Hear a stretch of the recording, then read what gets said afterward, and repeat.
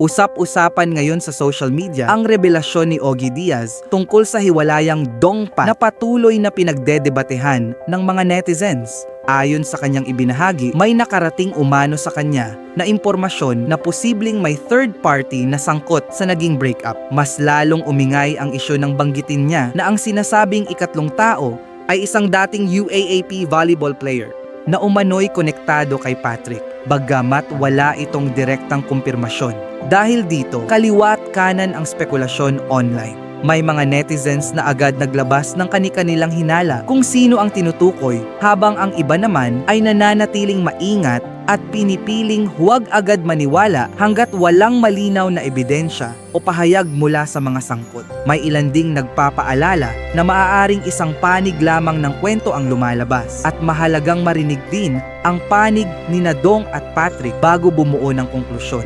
Gayunpaman, hindi maikakaila na ang isyu ng third party ay isa sa mga pinakasensitibong usapin pagdating sa relasyon, kaya mabilis itong kinagat ng publiko.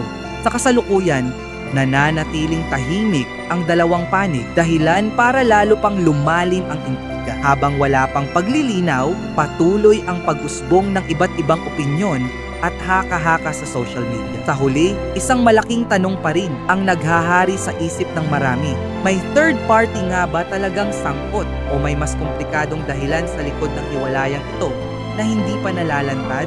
At kung gusto ninyo ng mga balita at trending na usapin sa social media, huwag kalimutang follow at like ang aming Facebook page para lagi kayong updated. Salamat po!